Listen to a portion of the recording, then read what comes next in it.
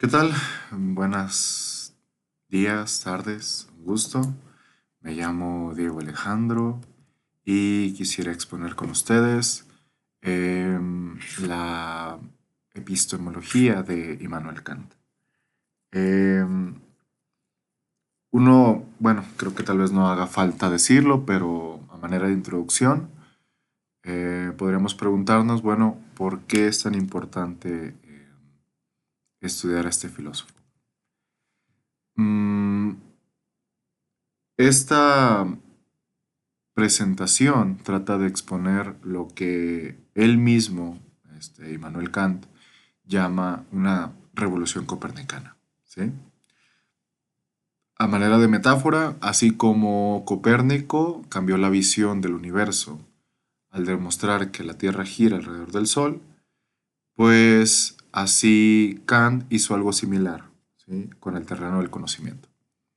Tradicionalmente se pensaba que nuestra mente debía conformarse a los objetos, que éramos como espejos pasivos de la realidad, y Kant invierte esa relación. Son los objetos los que se deben de conformar a nuestra realidad. ¿Sí? Esta revolución, bueno, pues se desarrolla principalmente en su obra magna, La crítica de la razón pura, y en este texto, pues Kant expone examinar críticamente pues, los fundamentos de la posibilidad, el límite del conocimiento.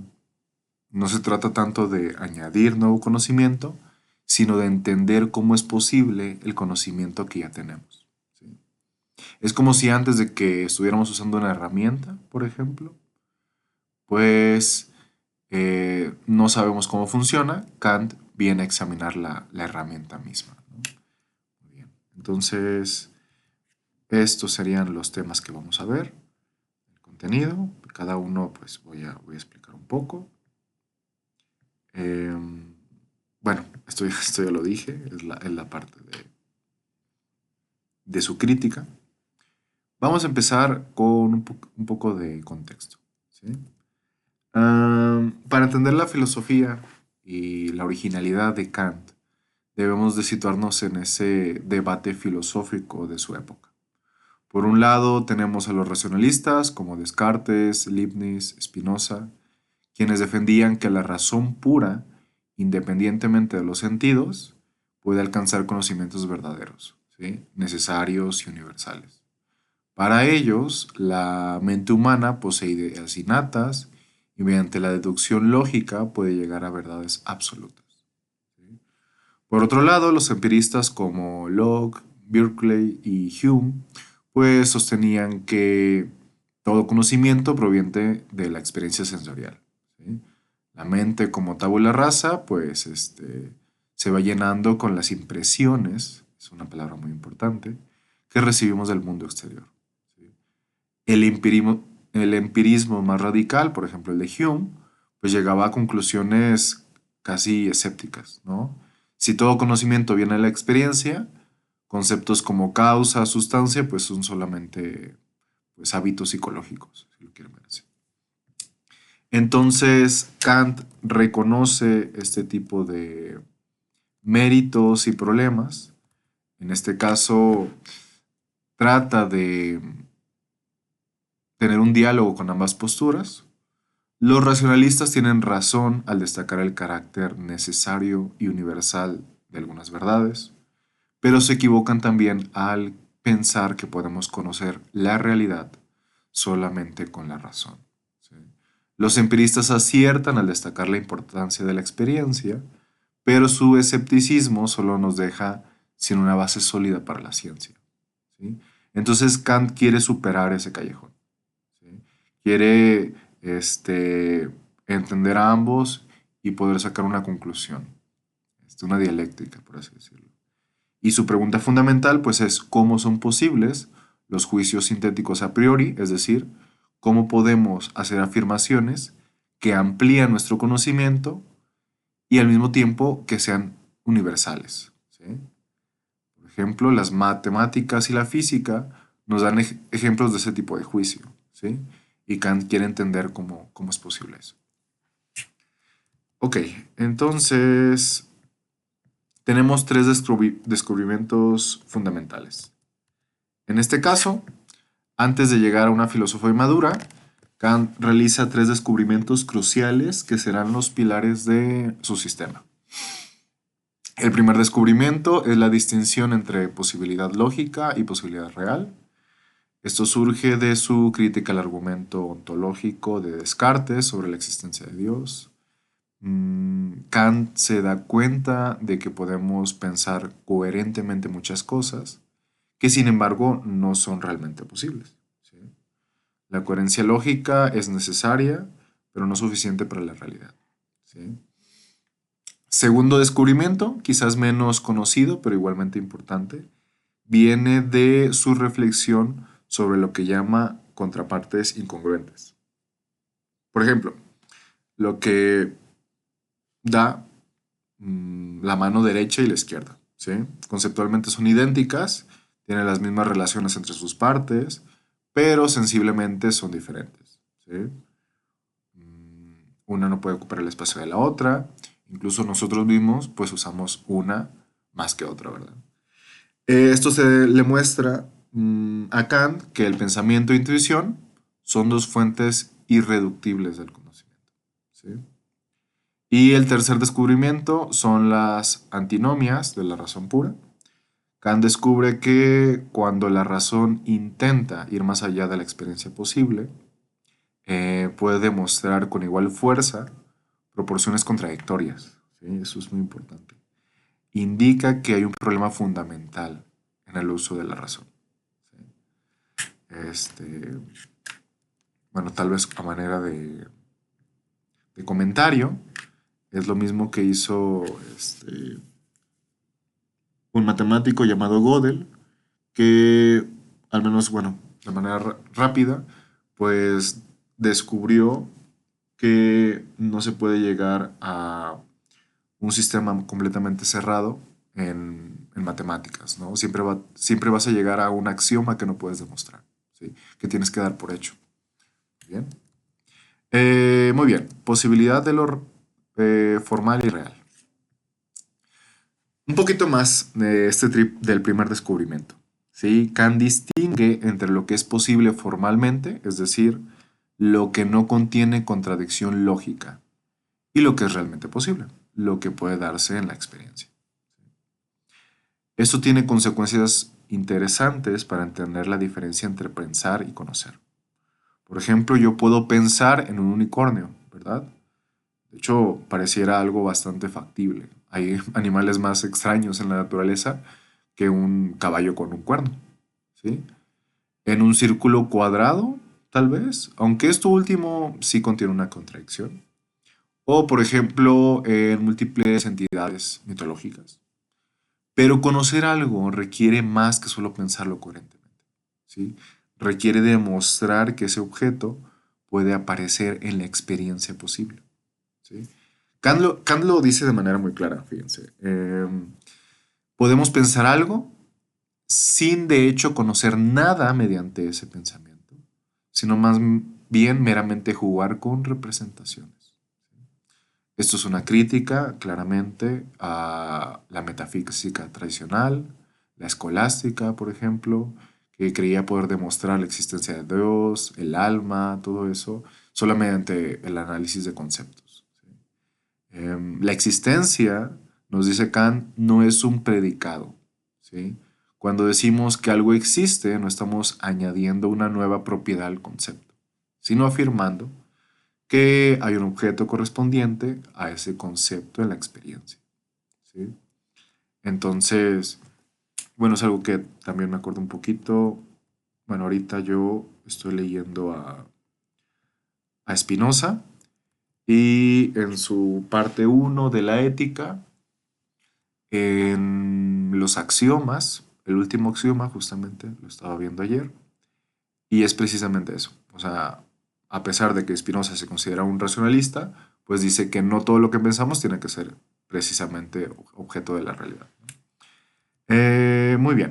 Implicaciones epistemológicas. En esta distinción significa que la filosofía no puede contentarse con construir sistemas conceptuales coherentes, ¿sí? Debe también demostrar esa realidad objetiva, ¿sí? Pensar un objeto es una cosa, ¿sí? Solamente requiere coherencia lógica, pero conocer el objeto es algo completamente diferente, ¿sí? Requiere que podamos mostrar cómo ese objeto es posible en la experiencia.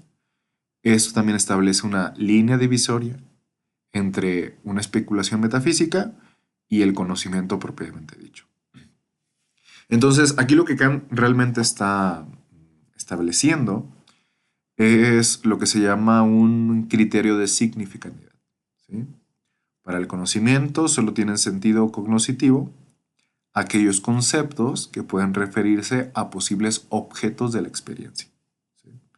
Los conceptos que no cumplen este criterio pueden ser pensados pero no conocidos, ¿sí?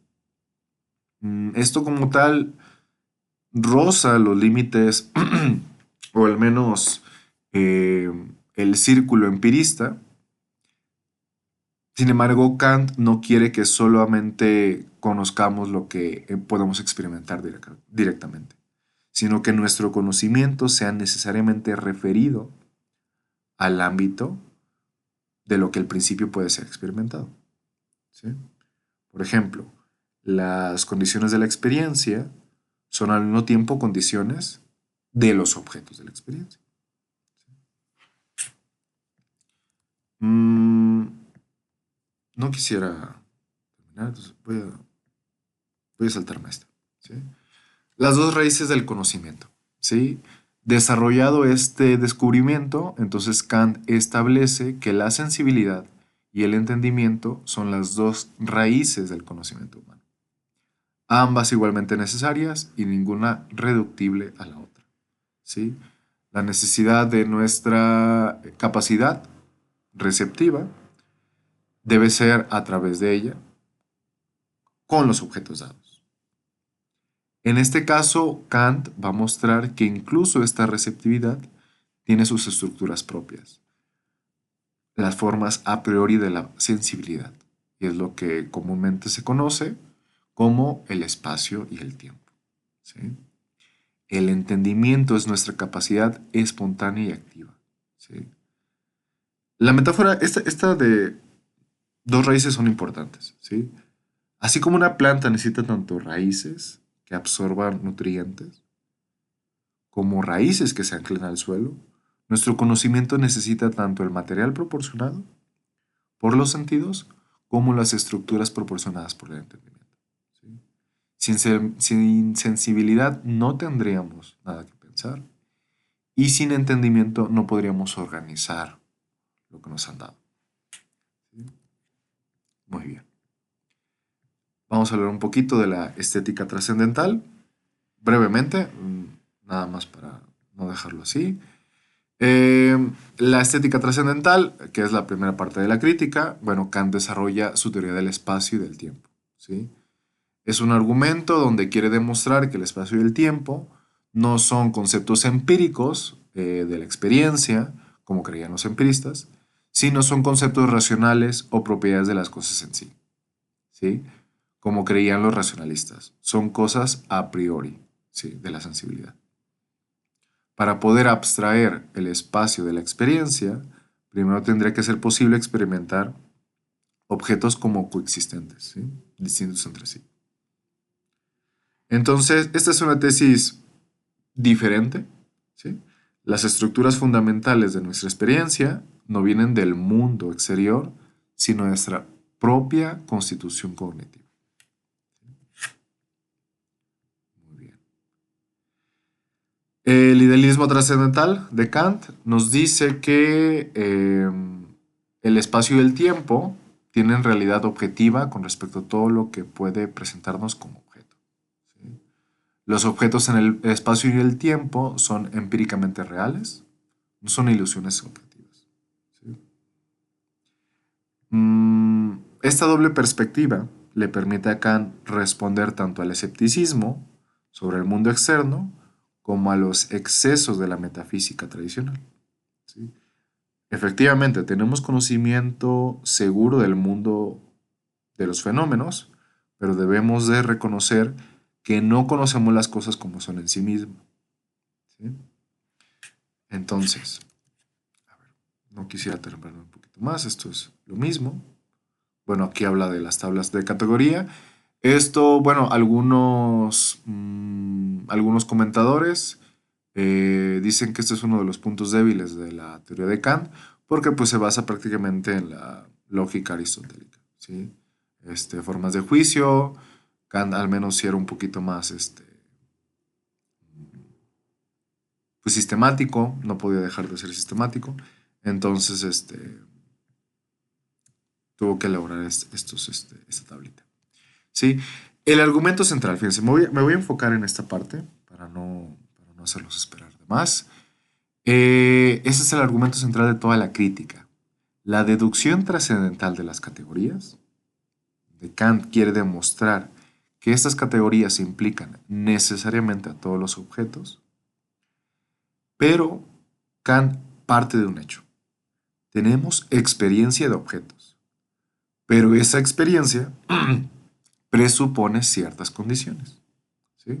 Primero, la sensibilidad nos proporciona un múltiple de sensaciones desconectadas. ¿Sí? Para que surja el conocimiento, debe ese múltiple ser sintetizado, unificado. Kant identifica tres síntesis: síntesis de aprehensión, recorrer y tener las impresiones sensibles; síntesis de reproducción, por reproducir en la imaginación impresiones pasadas; y síntesis de reconocimiento, unificar lo aprendido y reproducido bajo un concepto. Todas estas presuponen la unidad fundamental, ¿sí? La unidad de la aprehensión trascendental. Esta es la autoconciencia que acompaña todas mis representaciones y que permiten que sean mías. Podemos adueñarnos ya del conocimiento. Bueno, preparé muchas diapositivas, pero bueno, sí quisiera. ¿Cuál es la diferencia entre apariencia y la cosa en sí? ¿Sí? La apariencia son solamente objetos tales que nos presentan bajo condiciones de nuestra sensibilidad, ¿sí? Espacio y tiempo, por decirlo.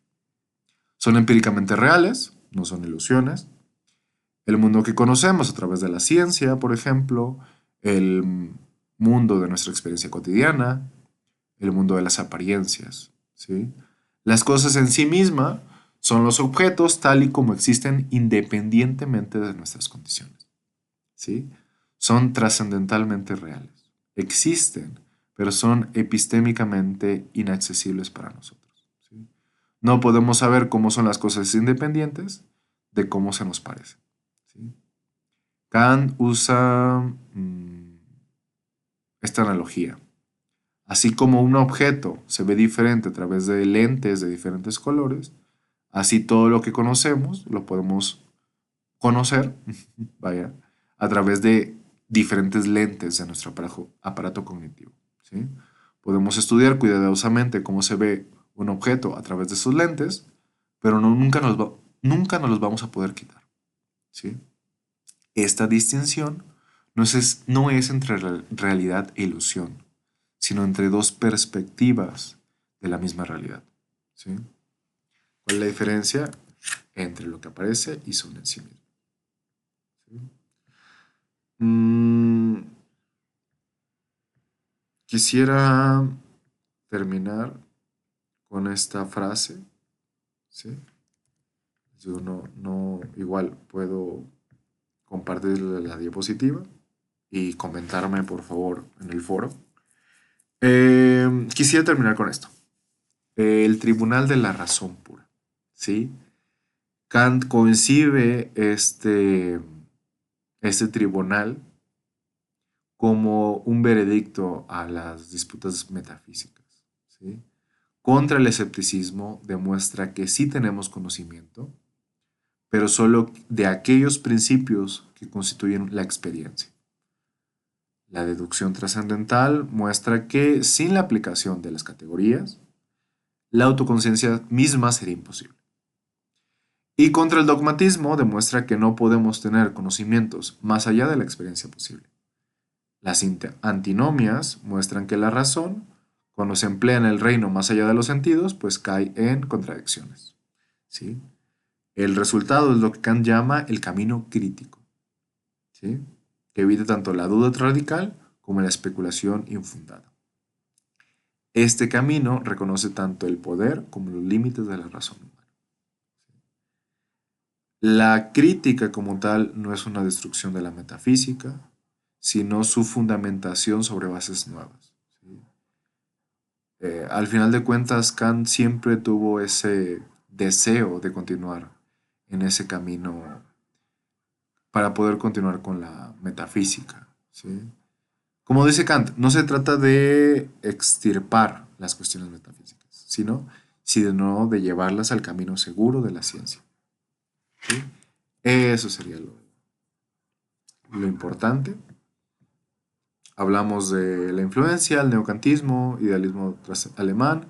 Sería Hegel el que sea como la conclusión de esta parte de idealismo, la fenomenología, los neocantianos, la epistemología de la ciencia.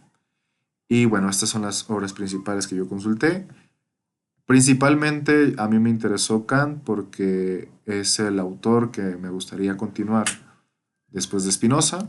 De hecho, ya ahorita mismo estoy haciendo eh, mi pequeña biblioteca. Y pues ya, ahorita ya conseguí la crítica. Aquí la crítica de Editorial Tecnos. Bastante recomendable esta editorial. Y sobre todo, pues, continuar con este camino de la historia de la epistemología y sobre todo, pues, saber que Kant, pues, es un autor que no puedes ignorar, ¿sí? Fun- Funcionó como la conclusión de una época y la flecha hacia una nueva, ¿sí? Ya no podemos, por ejemplo, especular a la manera escolástica, sino poder entender que el conocimiento más allá de nuestra experiencia debe ser fundado, por ejemplo, en el caso de la religión, en razones morales. ¿Sí? Eso es algo que se verá después en la crítica de la razón práctica. Pero bueno, esa es otra historia. Nos vemos y muchas gracias por su atención. Que tengan